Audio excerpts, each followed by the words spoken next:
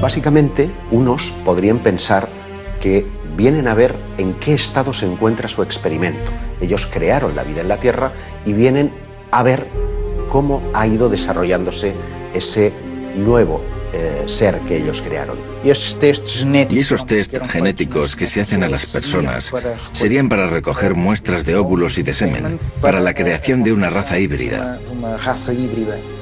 Del mismo modo en que el Homo sapiens sapiens consiguió superar al Neandertal, aquí tendríamos una raza híbrida que en el futuro vendría a hacerse con el planeta y alzarse sobre el Homo sapiens sapiens. Sin lugar a dudas, el fenómeno abducción acompaña al ser humano desde que tiene conciencia de ser hombre.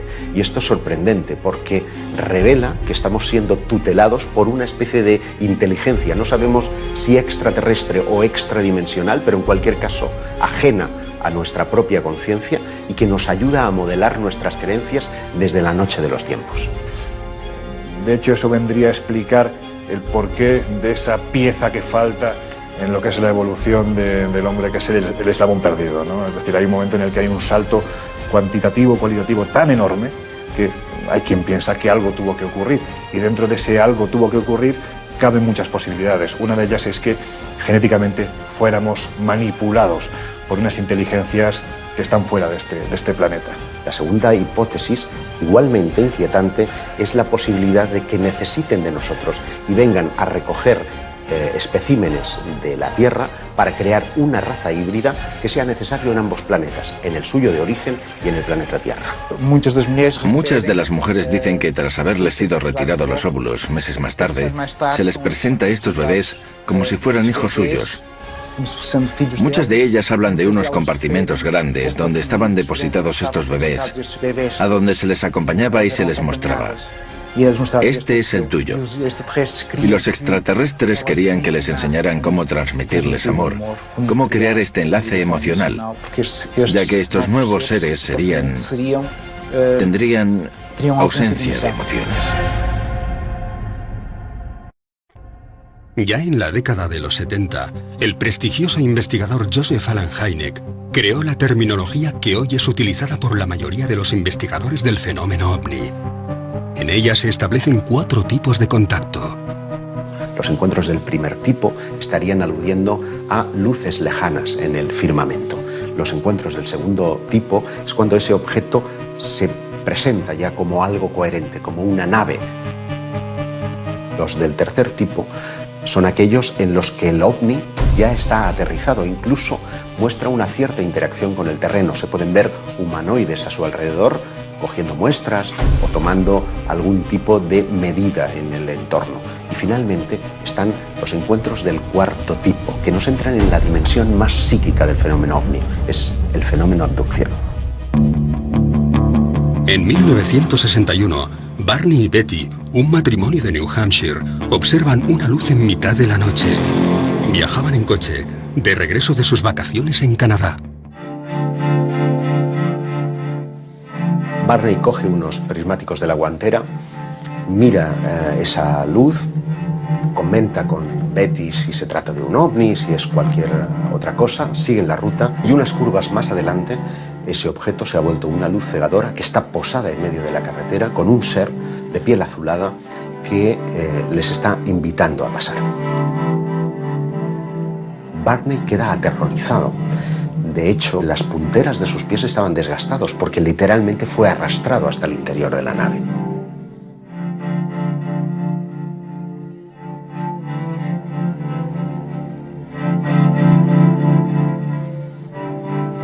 Años más tarde, en 1966, la pareja acude a terapia. Desde aquel extraño suceso, ambos sufrían pesadillas muy similares.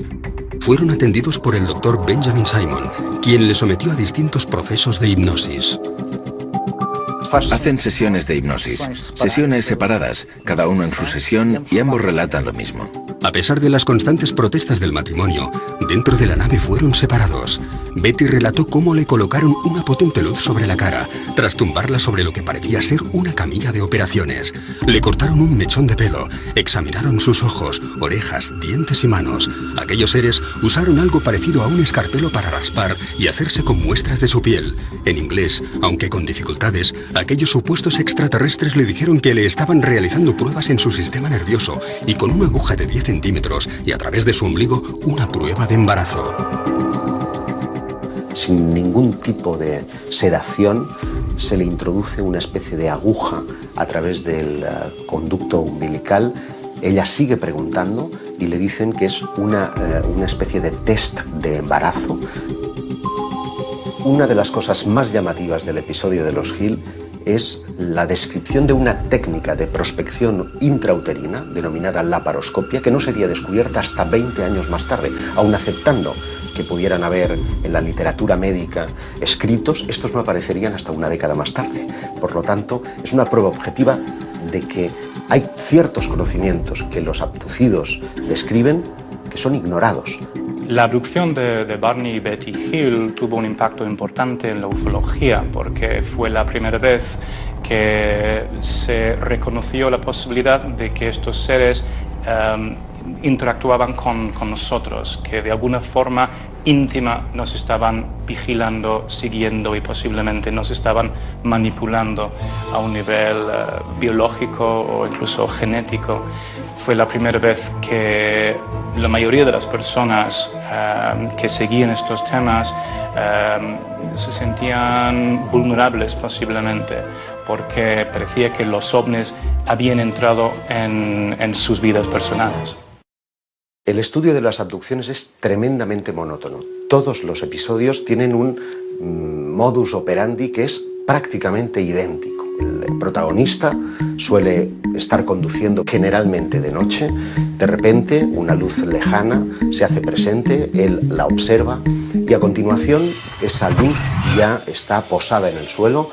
Unos seres le invitan en unos casos, en otros son forzados al interior de lo que ya es claramente una nave, y allí son sometidos a todo tipo de experimentos, de reconocimientos médicos, de un chequeo muy general pero con un punto común, y es que todos ellos tienen un interés fundamental en la genética, en la reproducción. Lo que suelen decirnos los protagonistas de estos incidentes es que después de su experiencia la sensación es la de estar controlados, la de estar sirviendo información vía monitoraje de sus actividades a lo largo del tiempo. Y esto explica el por qué en muchos casos de abducción parece haber una especie de recurrencia en el individuo. Generalmente hay un primer caso que suele ocurrir en la niñez, alrededor de los 8 y 12 años, y posteriormente suelen irse produciendo otras visitas parecidas a lo largo de su vida. Esto significa que existe un estudio previo de todos los seres humanos por parte de estas entidades y que eligen a uno de ellos porque les interesa algo que tienen ellos.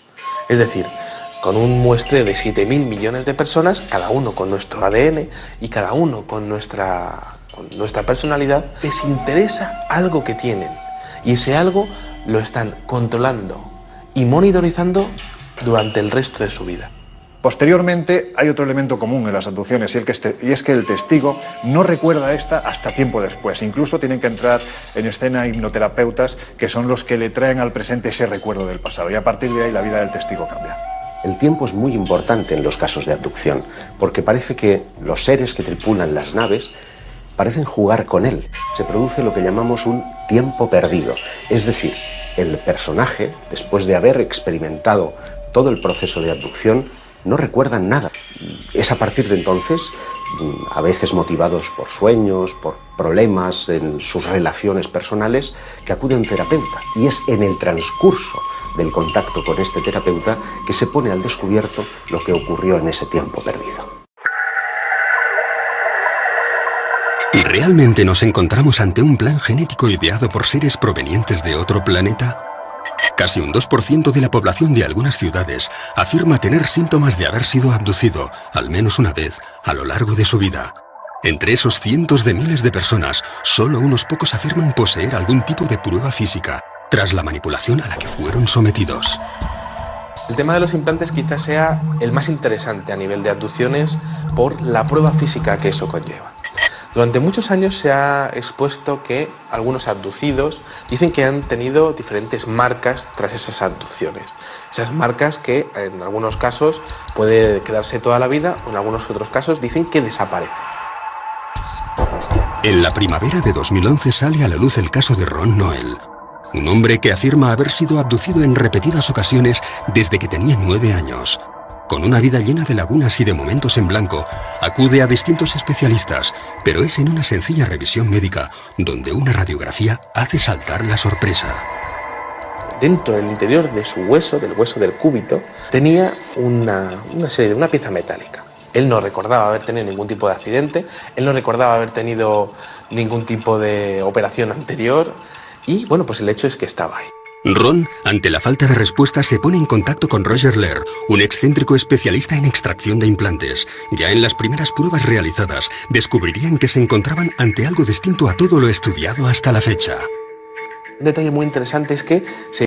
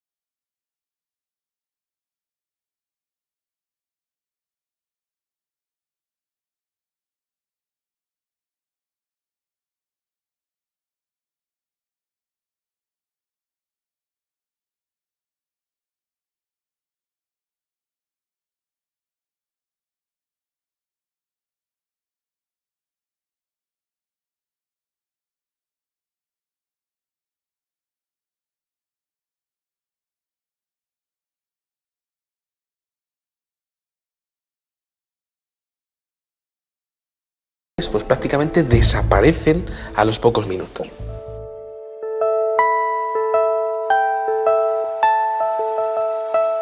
Cuando estamos hablando del fenómeno de las abducciones, estamos hablando prácticamente del fenómeno de la monitorización. ¿Qué significa eso?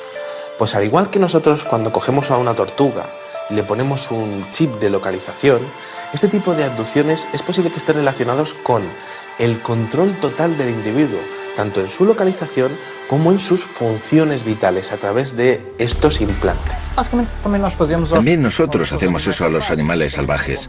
Les ponemos unos chips, intentamos verificar su hábitat, si están bien, intentamos controlar todo eso. Nosotros hacemos eso a los animales. ¿Por qué no pensar que otros estén haciendo lo mismo con nosotros? Todos ellos son fértiles, todos ellos son jóvenes, todos ellos tienen un coeficiente intelectual por encima de la media.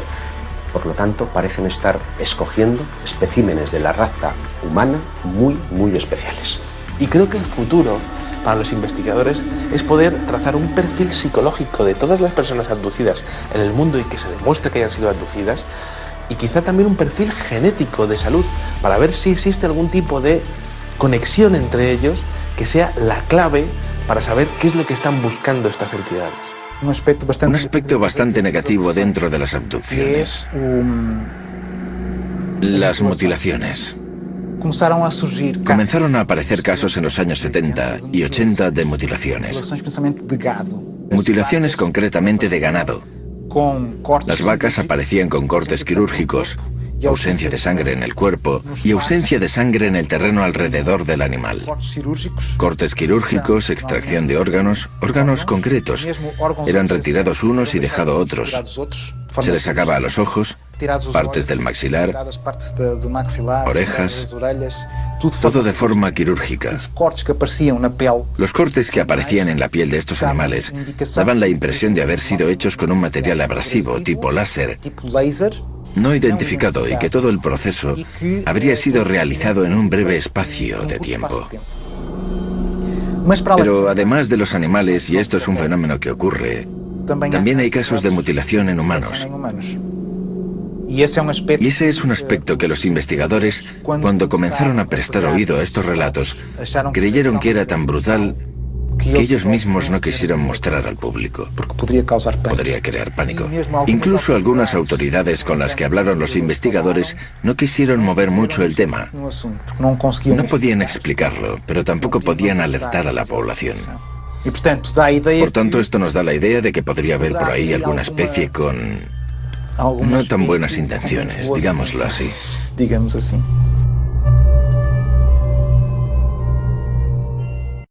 Tenemos muchos casos españoles interesantes. Recuerdo, por ejemplo, el caso de Miguel Herrero Sierra, que en 1978 se dirigía hacia Guadalajara por la Nacional 320.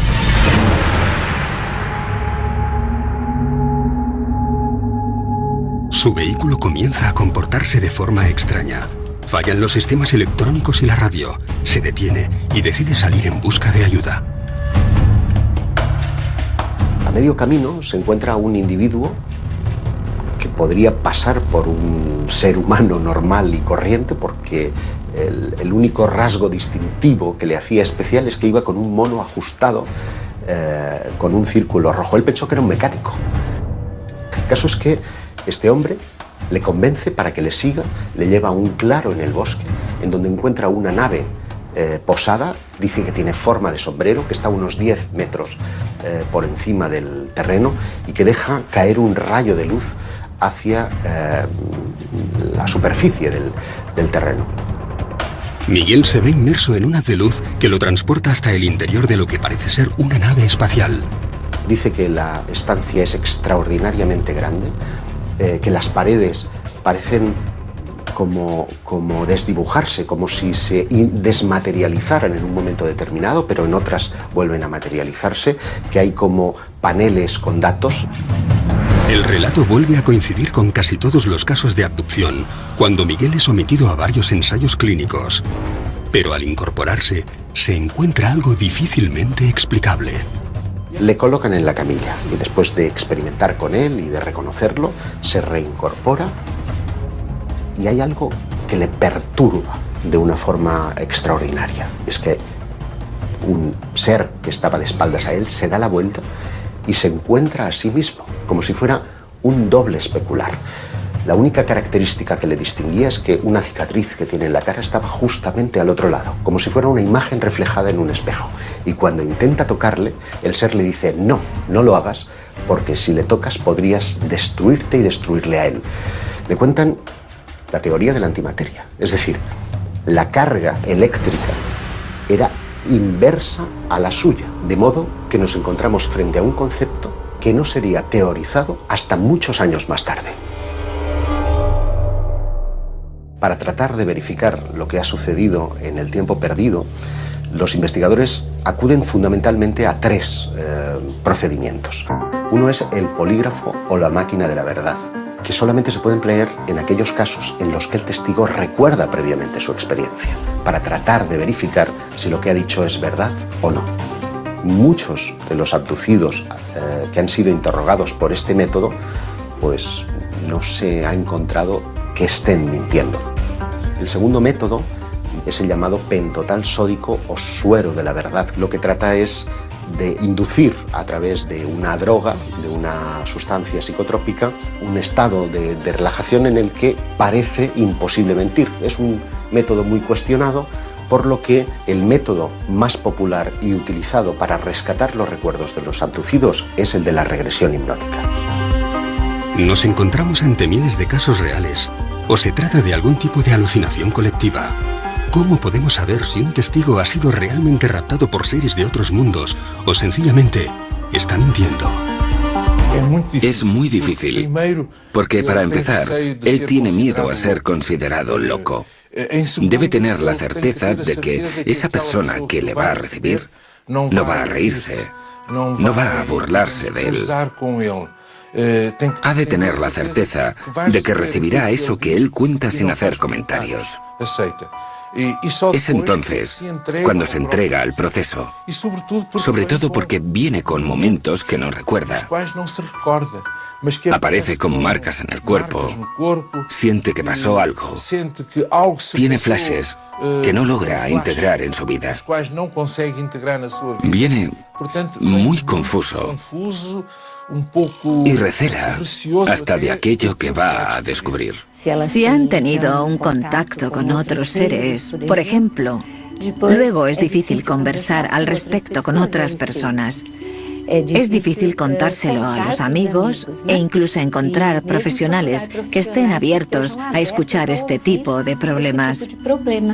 En ocasiones la intención es fundamental, ¿no? Porque esa persona está buscando ese último clavo al que aferrarse, va buscando una respuesta a lo que le ha ocurrido y esa respuesta la busca en ti, en el investigador, en el periodista, en la persona que se acerca para escucharle y que no se ríe de esa experiencia.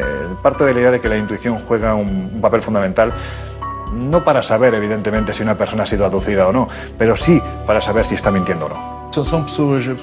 Son personas absolutamente normales y que muchas veces quedan sorprendidas.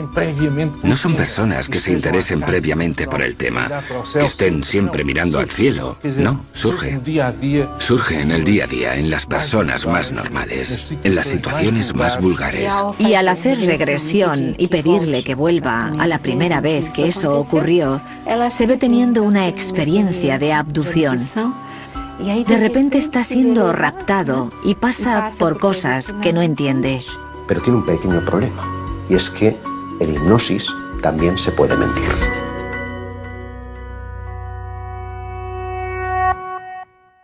Todos los interrogantes y todas las teorías que surgen del fenómeno abducción tienen un mismo punto de partida: espacios de tiempo en blanco, minutos, días, semanas, meses o años que las víctimas aseguran ser incapaces de recordar. Nosotros tenemos estrategias para acceder a memorias profundas de nuestro inconsciente. Solo que intentamos no influenciar de ninguna manera en lo ocurrido. Decimos, por ejemplo, ve hasta la noche del 23 o 24 de julio. Intenta entender qué ocurrió. Describe qué es lo que ocurrió. Mira a tu derecha, mira a tu izquierda. ¿Cuándo sentiste eso? ¿Fue cuando estaba en la mesa de operaciones, por ejemplo? Sometido a una anestesia, en un ambiente totalmente inhóspito. Muchas veces también identificamos experiencias con otros seres, de contacto con otros seres que no forman parte del mundo manifiesto tal y como lo conocemos en nuestra consciencia. Eso sí, puedo asegurar que es una experiencia de gran intensidad, de catarsis, de dolor. Cuando hay lugar para ello, de alegría. Cuando hay casos para ello, de miedo, de terror. Todo es vivido con mucha intensidad. El corazón late más deprisa, las manos transpiran. Cuando el testigo, la persona, en este caso, que ha sido víctima de una supuesta abducción, empieza a hablar, yo parto de la idea de que el primer sorprendido es precisamente el psiquiatra o el hipnoterapeuta que está llevando a cabo esta experiencia, porque lo que le están contando aparentemente no se corresponde con una persona ni que esté loca, ni que tenga algún problema mental, ni que esté mintiendo, ni que esté fabulando. Aparentemente hay algo real, y esto suele salir a través de los procesos de hipnoterapia. Esto debería ser estudiado.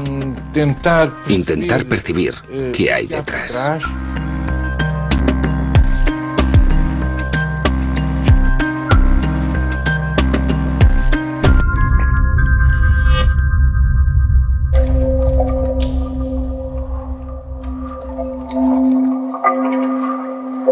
Por extraño que pueda parecer, podríamos encontrarnos ante un fenómeno que ha acompañado a la raza humana desde sus inicios, y no solo ante un mero producto del siglo XX.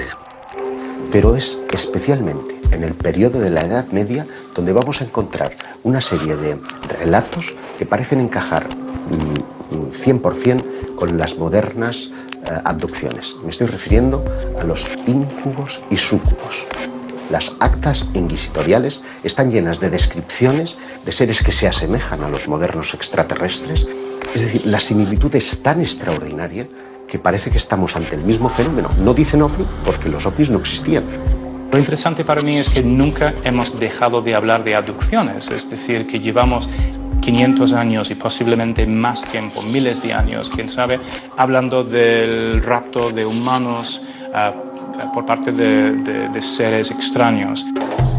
En 1486 se publicó un libro que se llamaba el Malleus Maleficarum, que describe los fenómenos relacionados con la brujería y con la demonología. Sirvió como una especie de guía para cazar brujas y para discutir temas importantes como si los demonios nos raptan, si nos utilizan para engendrar sus propios hijos, cosas así que hoy en día surgen en las abducciones modernas. Si analizas lo que dicen acerca de los demonios, ves muchas similitudes entre los extraterrestres y los demonios.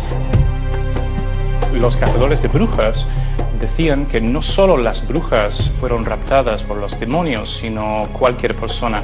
También se especulaba si estas abducciones eran fenómenos mentales, es decir, si el demonio era capaz de raptar a una persona mentalmente o si lo hacía físicamente.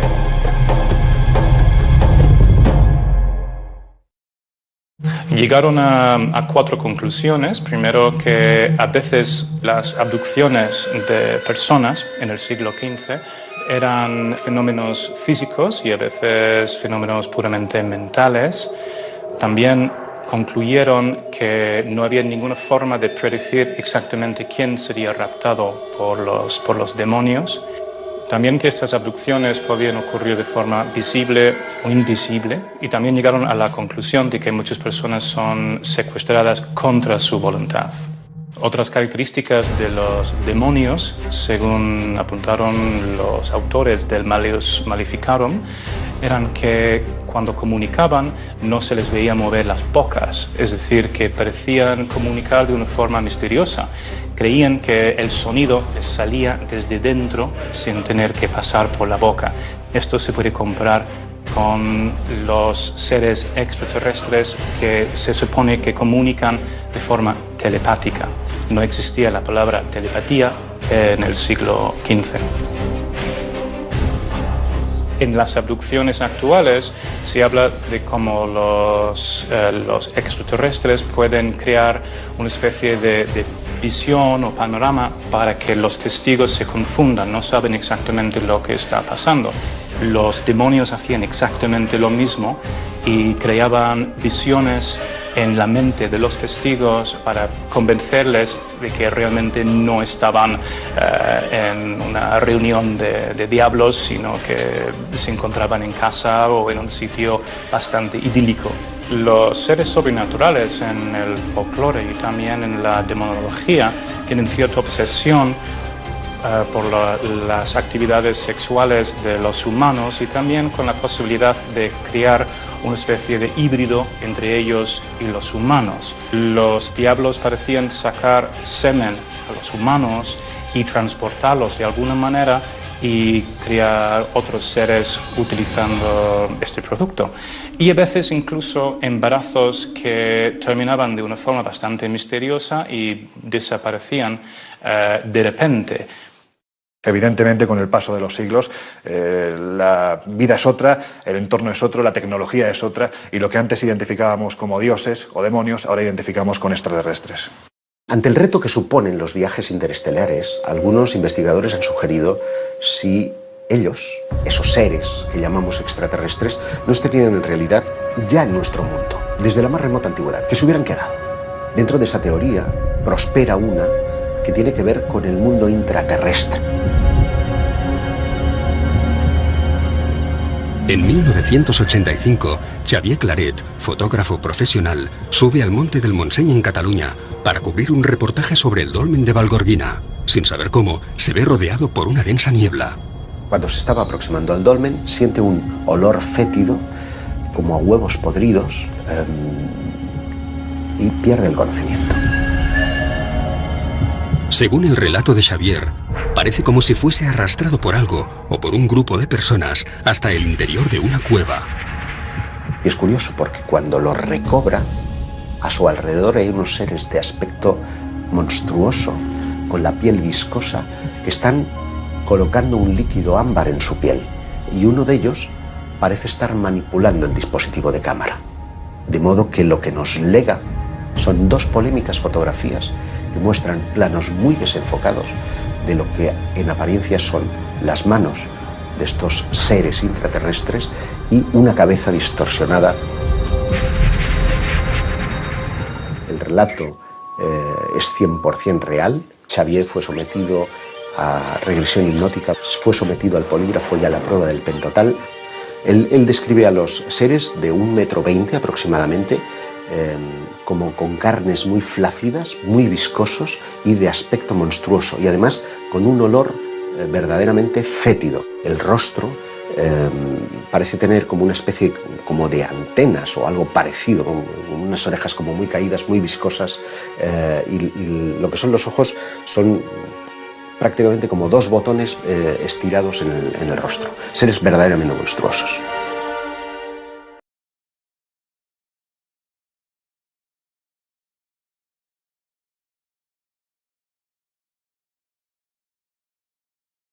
La mente humana no es una cinta de vídeo que podamos rebobinar para ver qué sucedió exactamente en cada momento de nuestra vida.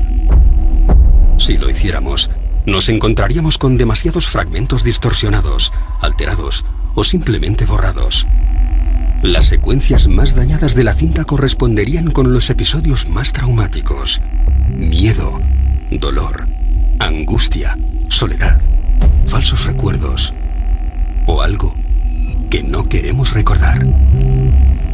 ¿Qué ganan los abducidos contándonos esas experiencias que a menudo despiertan la sonrisa de sus vecinos y semejantes? No ganan nada, tienen mucho más que perder. Yo siempre les he definido como una suerte de infiltrados, como una quinta columna, como seres que, siendo escogidos por esa eventual raza de extraterrestres, tienen una misión a cumplir. El qué y el cuándo lo ignoramos.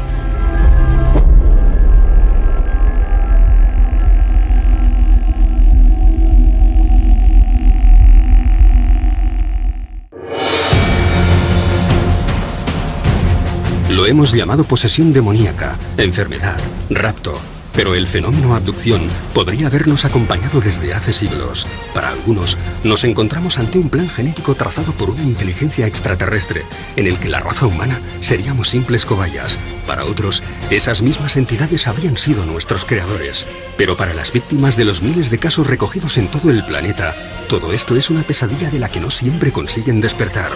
Algo muy difícil de explicar.